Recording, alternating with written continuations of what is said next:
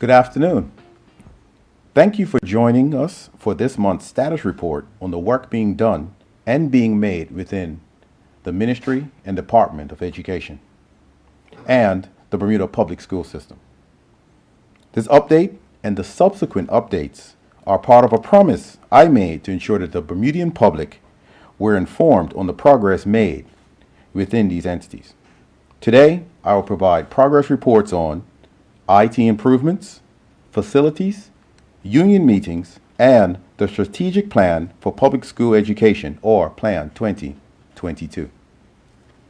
Let me start by saying that since taking office, the government has endeavored to improve access to technology in our public schools. During the month of July, the IT section of the Department of Education conducted a comprehensive IT audit of all 18 primary schools and assessed the network, bandwidth, and usage in each school for potential upgrading.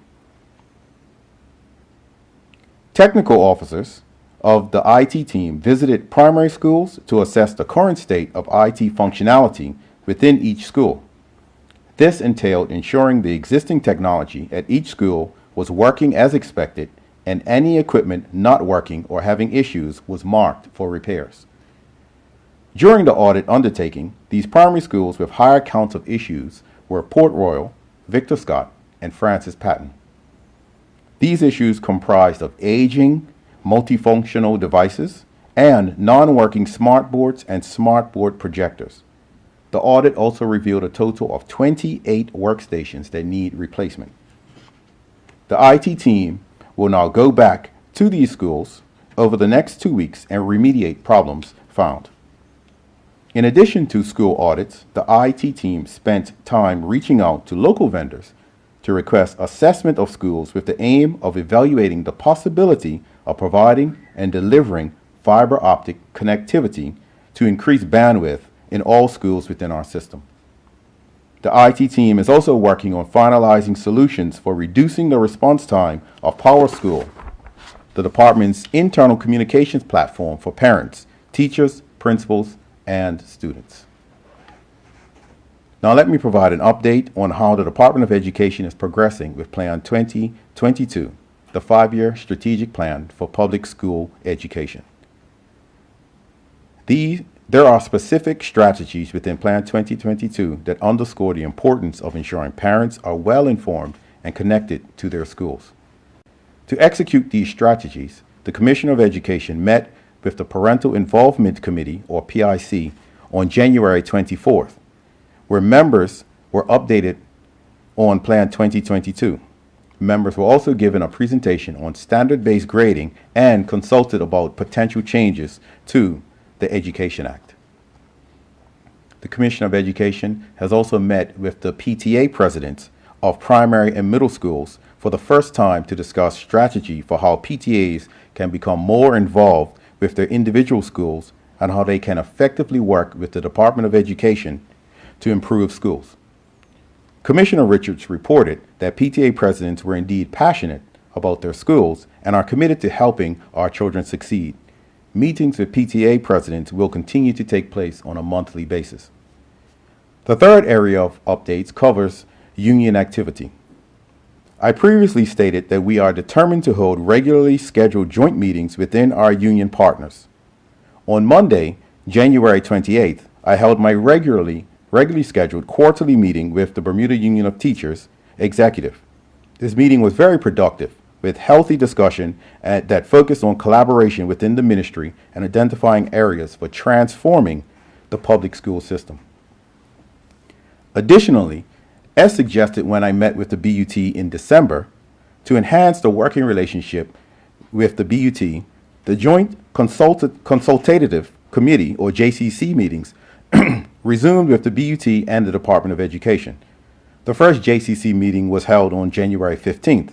During this meeting, several concerns that were raised by the BUT in December were discussed and resolved. These included providing the BUT with a series of dates for the JCC meetings for 2019, providing the BUT with a series of dates for training sessions for teachers on the multi-tier system of support, informing BUT new telephone systems had been obtained and the installations had started, advising the BUT of fire alarm upgrades that had been asked for, that had been completed by the time, and upgrades in schools that were still to be completed. However, there are a few outstanding concerns that were not addressed at the JCC meeting, and the BUT instead requested to resume discussions with the Department of Education, but with the assistance of the Labor Office. Items they identified are areas where resolution is still needed, including the placement of allocated substitute teachers in primary schools and the hiring of some teachers on yearly contracts. This meeting will take place next week, February 20th. As it relates to the work to rule by principals, the permanent secretary, commissioner of education, and technical officers have held ongoing meetings with school principals and have made meaningful progress in working through the issues. Of the 24 issues that were initially submitted, there are only 3 matters that remain outstanding. These include matters relating to student services, the school improvement plan, and standards-based grading. Talks resumed with the school principals last week, Tuesday, February 5th, with the intent to bring closure to this industrial action. We're now waiting to hear back from the principals. In regard to the matter at Prospect Primary School that the department experienced last month, school teachers reached out to the department to seek support in meeting the needs of some of their students. To address this, our student services staff spent time with the school assisting staff with the multi-tiered system of support, a process required by all schools to identify interventions when addressing student needs. The initial concerns have been addressed, and student services staff will continue to work with Prospect Primary as matters of student needs arise. Finally, I want to briefly provide an update on the status of school websites. There's an initiative in place that will transform the current digital platform of our ministry website. A second tier of this initiative will deal with individual school websites. Each school website will have a designated owner, and all owners will use the same process and procedures for updating the site content. As it stands now, there are variances in each school website due to the fact that some sites have been designated persons to update them and some do not. These changes are due to launch in May of this year. In closing, I want to reinforce the steady progress being made. The ministry and the Department of Education remain committed to supporting students and staff while creating safe, productive school environments. Collaboration, cooperation, and communication among stakeholders is part of that commitment. The ministry and the Department of Education are strengthened because of it, and we are further along the path to an education system that better positions our children to participate and lead in Bermuda's 21st economy. Thank you. We'll now have questions. Please keep your questions brief in the interest of time.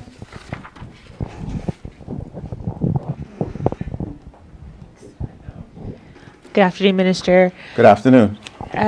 Would you be able to provide an update on the outstanding issues with fire alarms being non-operable at some schools? As stated within my statement, we have addressed all of the issues that were mentioned to us by the BUT in our fire alarm systems. The ones that are still outstanding are just waiting for the upgrades to be initiated. Fire alarm systems are working within the schools, but some of them are just are in need of an upgrading to bring them up to a better standard than what they are. I can report that the one of the larger issues that was mentioned was strobes not being at one particular primary school, and that has been addressed, and the strobe lights have replaced the horns that were there initially. Is there any decision around having an IT audit at the middle or senior schools? You mentioned primary schools in your statement. The IT audit also does cover all schools, but we've only just finished the primary schools. Do you also have an update with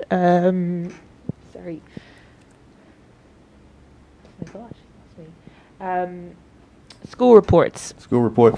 As previously announced, the school reports will be the school reports. That is something that's being discussed between the commissioner, the BUT, and the principals.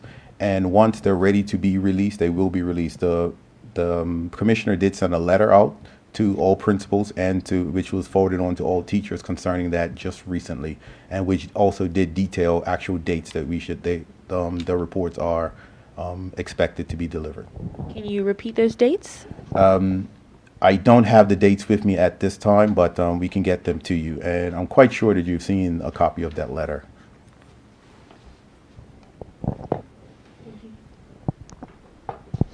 Afternoon, Minister. Good afternoon. Maybe to start with that aforementioned letter, then from Commissioner Calmer Richards to I guess primary and middle school teachers and principals. It actually, I'm looking at it now, does not list a date for the first pupil progress report. It just says end of February.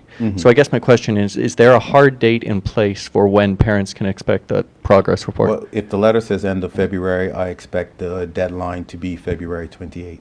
Okay. There's a standards-based steering committee, which is, I guess, overseeing the transitions to the standard-based grading system. Do the dates that were outlined by Ms. Calmer Richards in this letter, have they been backed by the steering committee? The conversations that involve the issuing of reports involves the steering committee as well. I do apologize for previously not mentioning, but the conversations are occurring with the steering committee involved in everything that has to do with standard-based grading as we move forward. The BUT and BPSU, are they on board with the dates that are contained in the letter from the Education Commissioner? As stated, the conversations have taken place that include the BUT and the principals, and when we say the principals, we mean their union, which would be the BPSU. So you don't foresee any problems in those progress reports coming out on the general dates outlined by the Education Commissioner then? Well, nothing in life is guaranteed, but as far as I'm concerned, the Commissioner has issued the end of February as the timeline for those dates, and that is the dates that they will be released. Is there any update you can provide on the transition to signature schools? We are continuing to consult and gather information, and as we gather that bit of information and ready to give reports, we will contact you and hold press conferences like we're doing now.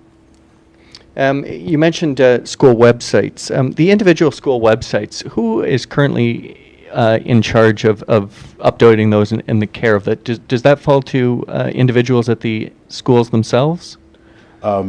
As one of the things that when I first became minister, I asked about the website, meaning the MOED and school websites. I am happy to report that we are now moving into a situation where there'll be a central website, the MOED website, and all school websites will then be attached to that and updated on regular intervals with a certain standard. As it stands now, we have individual websites that are out there that are some of them are run by schools, and we just really don't have an idea of how they're being initiated, and so we're looking to just bring all of that into one standard moving forward.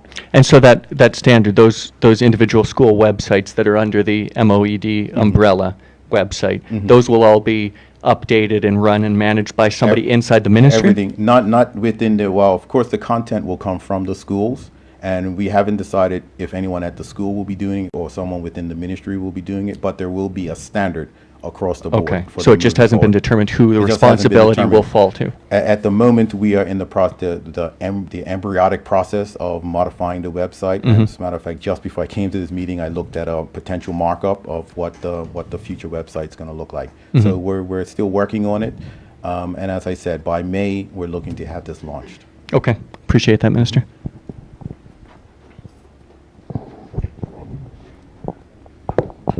Afternoon, Minister. Good afternoon. In resolving your issues with the teachers, how has that affected the ministry's budget unexpectedly?